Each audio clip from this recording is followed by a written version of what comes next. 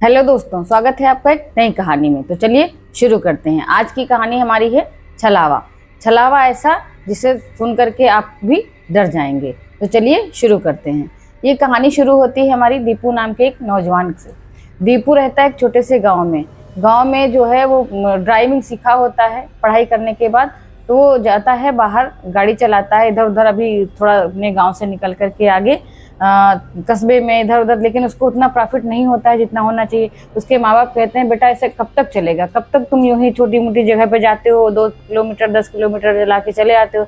इससे ऐसा तो नहीं होने वाला कि तुम्हारा घर चल सके, आगे को तुम्हारी शादी होगी, बच्चे होंगे तो कुछ नहीं होने वाला। तो वो भी सोचता, हाँ मम्मी पापा सही तो कह रहे हैं, इतने से में क्या गुजर होगी, रोज वही 100-200 कमा के आते हैं वापस। तो अपने पापा से वो कहता है, पापा क्या हम यहाँ से बाहर चले जाएं, मतलब जैसे हम अभी छोटे से शहर में रहते हैं। तो पापा कहते हैं, जाना चाहते हो तुम जा सकते हो, क्योंकि अभी तुम्हारी कमाने की उम्र है। तो कहने लगा, ठीक है हम जाएंगे, तो आप घर संभाल लीजिएगा, क्योंकि घर में भी कम ही लोग थे। तो पापा से जब इजाज़त मिल जाती है तो चला जाता है वो दिल्ली। दिल्ली जब चला जाता है तो उसके साथ जो घटना होती है इतनी भयानक होती है, इतनी भयानक होती है, मुझे भी मतलब बहुत वो लगा।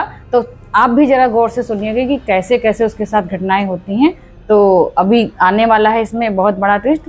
तो वो जब दिल्ली पहुंचता है दीपू, तो उसको मिल जाती है ओला में करने की नौकरी। उसने आवेदन किया होता है, तो ओला शुरू होती है उसको जाने की जब, तो कहीं से भी जैसे को नाइट शिफ्ट होती है और दिन की शिफ्ट होती है, जो उसको मिल जाती है नाइट की। वो तो आया ही था चलाने के लिए गाड़ी। उसने कहा मुझे बस चलाना है और प्रॉफिट ही प्रॉफिट मुझे मिलना चाहिए, बस इसके चलते वो नाइट शिफ्ट में जाना जो है शुरू कर देता है। इसको 2-3 दिन हो जाते हैं, काफ़ी अच्छा प्रॉफिट होता है, क्योंकि नाइट शिफ्ट में जो भी उसको टिप मिलती थी, मतलब किराया मिलने के बाद भी जो लोग जाते थे तो इसको 100-200 रुपये एक्स्ट्रा मिल जाते थे। ये बहुत खुश होता कि अब तो मेरी लग गई। और पापा से अपने लगभग फ़ोन पे रोज़ ही बताता है कि पापा आज मुझे इतनी इनकम हो गई, एक्स्ट्रा आज इतनी हो गई। तो पापा उसके कहते हैं, बेटा थोड़ा ध्यान से, अभी रात में गाड़ी चलाते हो, जरा आसपास की भी खबर रखा करो, क्योंकि वो भाई दिल्ली है, अभी वहाँ के लिए अनजान रास्ते हैं तुम्हारे लिए। तो कहता पापा टेंशन मत लो, हम उस पे मैप पे चला लेते हैं और कहीं भी हम निकल जाते हैं, आराम से चले जाते हैं। ऐसे ही उसको करीब 2-3 दिन जब बीत जाते हैं और फिर उसको लगातार प्रॉफिट हो रहा, बहुत ही खुशी का वो उसको लग रहा है कि अब तो हम बहुत ज़्यादा कमा के ही तब लौटेंगे। करीब 15 दिन बाद शाम को ये गाड़ी ले करके जब आ जाता है गैराज से और खड़ा होता अपनी जगह पे जहाँ से उसे जाना होता है। शाम से हो जाती है, करीब रात का 1:30 बज जाता है। इसको कोई भी कॉल नहीं आती है कि हमें जाना है कहीं भी। अब ये बहुत परेशान, करे तो क्या करे, इधर जा रहा उधर जा रहा। फिर सोचता है अच्छा चलो चाय पीते, पास में एक टी स्टॉल था, गया वहाँ पे चाय पीने लगा। ये वहीं पे चाय पी रहा होता है कि सोच रहा चलो जब देखते हैं 10-15 मिनट चाय जब तक पियेंगे, हो सकता है कोई सवारी मिल जाए। फिर इसको जैसे ये चाय का वो लेता है, कुल्हड़ में वहाँ चाय मिलती है, तो ऐसे कुल्हड़ उठाता है मिट्टी का और पीना शुरू करता है। वैसे इसके मोबाइल पे एक मैसेज आता है कि भाई मुझे फला जगह से फला जगह जाना है, कि आप मिल जाओगे। जैसे वो मैसेज देखता कि अरे वाह, अभी वो हनुमान जी की जो है वो प्रार्थना कर रहा था कि भाई मुझे सवारी कोई मिल जाए, कोई अच्छी सी टिप मिल जाए, बहुत दिनों से कुछ इतना एक्स्ट्रा पैसा नहीं मिला। और उसमें वो भी लिखा कि आप जो चाहोगे वो आपको हम किराया देंगे। अब किराया जब जो चाहो है तो उसकी तो भैया बात खिल गई कि अब तो मज़ा ही आ जाएगा, कोई बात नहीं, 1:30 बजे तो क्या हुआ। वो जो है तैयार हो जाता है, सोचता है इसको रिप्लाई दे दूं कि ठीक है हम आ जाएंगे। रिप्लाई करने से पहले ही उसको फ़ोन आ जाता है। ट्रू कॉलर पे उसने नाम लगा रखा होता है, जो बंदा उसको फ़ोन कर रहा होता है वो उसका नाम होता है विपिन।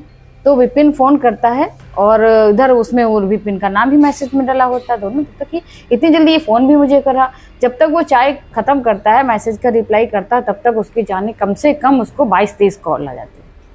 इतनी देर में वो इतना परेशान है कि इतनी काली क्यों कर रहा वापस में। फिर आखिरकार उस चाय जो है रख करके पहले वो सोचता कि मैसेज का रिप्लाई करूं कि कॉल में मतलब उठाऊं, लेकिन वो क्या करता है फिर फ़ोन उसका उठा लेता है, कॉल रिसीव कर लेता है और बात करता है। तो विपिन कहता है भाई मैं यहाँ पे खड़ा हूँ, अपनी जगह का नाम बताता है, आप मुझे यहाँ से पिक कर लीजिए, आप जो किराया बताओगे हम आपको देंगे।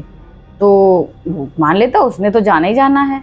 तो फिर भाई मुझे जो है रिप्लाई आप भेज दो, कनेक्ट कर दो, मतलब ये क्लियर कर दो कि आप मुझे ले जाओगे यहाँ से या नहीं ले जाओगे। मैं बहुत परेशान हूँ, मैं बहुत लोगों से कर चुका हूँ, सभी ने मुझे मेरी रिक्वेस्ट को जो है रिजेक्ट कर दिया। आप मुझे पहले लिख करके वो रिप्लाई कर दो कि हाँ मैंने आपकी कॉल मतलब एक्सेप्ट कर ली और मैं ले चलूँगा। अरे वो कहने लगा भाई क्यों परेशान हो, मैं अभी आ जाऊँ, 15 मिनट में आपके पास आ जाऊँगा। तो कहने लगा ठीक है। फिर उसको भी तसल्ली हो जाती है विपिन को, वो वहीं पे जहाँ से फ़ोन करता है वहीं पे वो खड़ा रहता है। इधर वो अपनी चाय ख़त्म करता है और हनुमान जी का ध्यान करते हुए गाड़ी अपने चलाता है और पहुँच जाता है वहाँ। वहाँ पहुँचता है तो क्या देखता है, विपिन के मम्मी पापा और उसकी एक छोटी बहन और वो खुद, वो मतलब 4 लोग वहीं पे खड़े हैं रोड पे। तो पूछता है कहाँ जाना है, तो वो बताते हैं कि जाना तो मुझे अपने गांव है, लेकिन रात देर हो चुकी है, करीब 2-2.5 घंटे का सफ़र है, क्या वहां तक चलोगे? लेकिन आप मुझे ले चलो, जो बताओगे आपको मैं किराया दूंगा। तो वो अपना जब किराया जोड़ता है उससे उसके कम से कम 2400-2500 रुपये ज़्यादा बैठ रहे हैं जो उसने बताया अमाउंट। तो वो बहुत खुश हो गया कि जब 3 ही घंटे की बात है, चलो चलते हैं, कोई बात नहीं। लेकिन जब उसकी नज़र उसकी बहन पे पड़ती है कि ये लोग तो सब ऐसे साधारण कपड़े पहने, इसने कंबल वंबल क्यों ओढ़ा हुआ है और ऐसे एकदम यहाँ तक कि ढके हुए, ऐसे मास्क टाइप में लगाए हुए कंबल को ऐसे किए, सिर्फ आंखें ही दिख रही हैं, उसको अजीब सा लगता है। खैर वो बिठा लेता है। जब पीछे वो बैठ जाते हैं, जो विपिन होता है वो तो आगे की सीट पर बैठ जाता है, लेकिन उसके मम्मी पापा और उसकी बहन बीच मतलब साइड में बिठाते हैं, मम्मी पापा ऐसे बैठ जाते हैं। जब बैठ जाते हैं तीनों पीछे, अभी ऐसे अपना जो मिरर होता है व्यू वाला, वो साइड में से करता है, उसमें दिखता है, पीछे की साइड पे जो बैठे होते हैं वो भी दिखते हैं और पीछे से जो गाड़ी वगैरह आती है वो भी दिखाई पड़ती है। तो जब वो चलते चलते पहुंचता थोड़ी दूरी पे, तो देखता क्या है, जो कंबल में बंद करके उसकी बहन बैठी हुई थी, अचानक से वो एकदम जैसे मतलब मेल की आवाज में बात करती, तू चलने लगा। अब वो तू चलने लगा 2 बार बोला, उसने नहीं ध्यान दिया। फिर क्या देखता है उसी मिरर में कि उसकी आंखें एकदम सफ़ेद हैं। फिर वो बोलती है तू चलने लगा। अब वो पूछता है कि अंकल जी इसको क्या हो गया, इसको कहाँ ले जा रहे हो? तो क्या हो गया इसको? बेटा अस्पताल ले जा रहे हैं। कोई बात नहीं, दिक्कत की बात नहीं। लेकिन उसके समझ में ये आता है कोई बात ज़रूर। उसके अंदर इतनी मतलब दहशत भर जाती है एक बार में। वो अचानक से, तू रोकता है कि नहीं, बहुत तेज़ी से मर्दानी आवाज़ में, मेल की आवाज़ में, कि तू रोकता है कि नहीं, रोकेगा या नहीं, रोक गाड़ी। वो नहीं रोकता। फिर कहता बताइए अंकल जी मैं क्या करूँ, रोकूँ या नहीं रोकूँ? लेकिन वो इतनी तेज से पीछे से खड़े होकर के उसके सीट्स पे यूं कस के झपट्टा मारती, यूं उसने पकड़ लिए कंधे, रोक गाड़ी रोक। अब वो फिर हैरान परेशान। तो विपिन कहता भाई गाड़ी रोक दो, कहता मुझे टॉयलेट जाना है। और वो टॉयलेट जाने के बाद जैसे ही दरवाजा खुलता, इतनी तेज स्पीड में वो लड़की भागती है, मैं आ गया हूँ, मैं लेके जाऊंगा, मैं आ गया हूँ, कौन आ गया है, कौन आ गया अंकल जी बताइए। तब वो बताता बेटा तसल्ली रखो, मुझे घर तक पहुँचा दो, मैं बताऊंगा। तब तक उसकी माँ बोल पड़ती विपिन की, बेटा वो फिर से आ गया है, अब जो है ये रुकने मन की नहीं लड़की, ये इसको पकड़ नहीं पाओगे। लेकिन फिर दोनों झपट्टा मार करके उसको पकड़ के फिर वापस गाड़ी में फिर बिठा लेते हैं। थोड़ा 1-2 बातें उसके बारे में बताई जाती हैं उसको, दीपू को। लेकिन दीपू के अंदर घबराहट ने एकदम इतना ज़्यादा वो घबरा जाता कि करे तो क्या करे। लेकिन पैसों का लालच जो है उसको बैठने नहीं देता। कहने का मतलब वो कहता भाई तुम जो चलो कोई बात नहीं है, मेरी बहन को ऐसी कोई दिक्कत नहीं, बस इसको हॉस्पिटल से लेके आ रहे हैं, थोड़ा सा इसको दौरे पड़ते हैं इसीलिए ऐसा है। वो लोग बात छुपा जाते हैं। तीनों फिर वापस बैठ जाते हैं पीछे सीट पे और वो आगे बैठ जाता। फिर गाड़ी चल पड़ती है। धीरे धीरे करके वो लड़की अंदर चिल्लाती रहती है, लेकिन गाड़ी चलती रहती है। धीरे धीरे करके वो घर पहुंच जाते हैं। जब घर पहुंच जाते हैं तो बजा होता है तकरीबन 3:30, 3:30-3:45 हो जाता है। घर पहुंचते हैं तो उसको जो उसके पापा हैं घर बुला लेते हैं, दीपू को घर बुला लेते हैं। कहते बेटा थोड़ा चाय वाय पी लो, तुम भी रात में परेशान हो, इतनी रात में आए हो घर पे और यहीं थोड़ा सा रेस्ट मार लो। तो चाय तो पी लेता है, लेकिन फिर वो सोचता है कि रेस्ट मारूं कि वापस जाऊंगा, फिर 3 घंटे मुझे चलना पड़ेगा, फिर मैं वहाँ पे पहुँचूंगा जा करके 1:30-3 तो ऐसे बज गया, 1.5 घंटे इधर 2 हो गए, उधर से फिर पूरे रात पूरी बीत जाएगी चलते चलते। अब ये बहुत परेशान। तो उसकी मम्मी कह रही है विपिन की, बेटा क्या सोच रहे हो, रुक जाओ, घर ही तो है, इस कमरे में तुम सो जाना, इधर हम लोग सो जाते हैं और रात कट जाएगी अच्छे से। सवेरे को उठना वही 6 बजे के करीब जल्दी से, और थोड़ा सा चाय पानी कर लेना, चले जाना अपने घर। वो भी सोचता है माता जी ठीक ही तो कह रही हैं, अभी मैं जाऊंगा गाड़ी गैराज में, कहाँ खड़ी करने जाऊंगा सुबह ही, से अच्छा यहीं रुक जाता हूँ, क्योंकि पैसे तो मुझे वैसे ही डबल मिल रहे हैं। और वो वहीं पे रुक जाता है। जब रुक जाता है 3 तो बज ही चुका है, 3:45 3:30, अभी ये वहाँ सो गया। सोने लगता है जैसे ही, जो उसका कमरा होता है उसके कमरे के साइड में जो दरवाज़ा होता है वो दूसरे कमरे में खुलता है। उधर चहल पहल जैसी आवाज़ें आ रही होती कि उसको सुलाना, इसको करना, ऐसे करके सब बातें हो रही हैं। उधर भी खामोशी छा जाती है।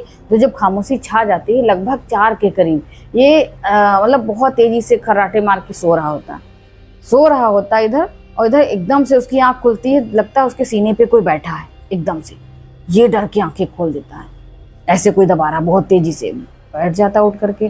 कौन है कौन है कौन है? देखता क्या है, वही लड़की, नितिन की बहन, जो विपिन की बहन बैठी हुई है। हे भगवान, ये लाल लाल आंखें की हुई, एकदम से जैसे लग रहा खून बरसा है। तू मुझे लेकर के आया, तू मुझे लेकर जाता है यहाँ से, ये मैं या तुझे भी पकड़ूं, जाता है यहाँ से कि नहीं। अब या ये इतना तेजी से डर जाता है कि इसको जिस दरवाजे से अंदर घुसा था, अपना ये जो भी लिए होता है उठाता है, वहां से इतनी तेजी से निकलता उस दरवाजे से, घर वालों से कोई मतलब नहीं, कुछ नहीं बताता, मेन गेट खोल करके अपनी गाड़ी स्टार्ट करता है। वही 4 के 4 बजे फौरन वहां से निकल लेता है। निकलता रास्ते भर हनुमान चालीसा पढ़ता हुआ जाता है। हे भगवान, किसी तरह से मुझे ये रास्ता पार करा दो, अब मैं इधर तो बिल्कुल सुनसान इलाके में नहीं आऊँगा, इस गांव तो मैं कभी आऊँगा, इस गांव की मैं कभी सवारी नहीं लूँगा।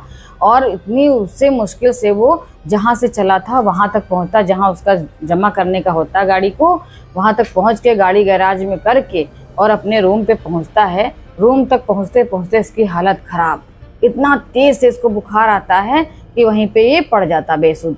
जब गाड़ी तो जमा कर दी इसने, पूरा दिन बीत जाता, शाम होती, फिर दूसरी शाम होती, तो जो वो होते हैं चाचा जी जिनकी गाड़ी ये चला रहा होता, सोचते पता नहीं दीपू को क्या हो गया है, देखूं भला जा करके। तो वो उसके रूम पे आते हैं। जब रूम पे आते हैं तो देखते क्या है, इसकी बहुत हालत ख़राब। आनन फानन में उसको हॉस्पिटल लेके जाते हैं, लेकिन हॉस्पिटल में भी 2-3 दिन रहने के बाद भी इसका फीवर कम ही नहीं पड़ रहा। इसको लग रहा कि अब गए तब गए, इस तरीके से इसकी हालत पड़ी है, बिल्कुल सूख के कांटा हो गया।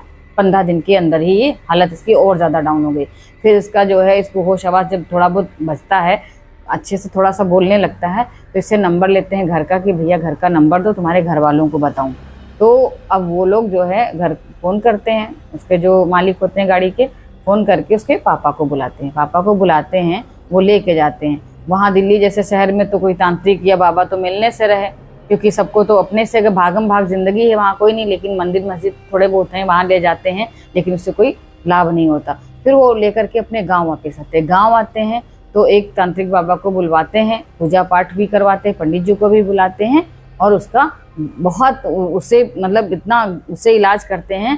कहते हैं कि जो उसके पे था लड़की पे छलावा, वही इसके पे भी आ गया था, क्योंकि वो उसके सीने पे चढ़ के बैठ गई थी।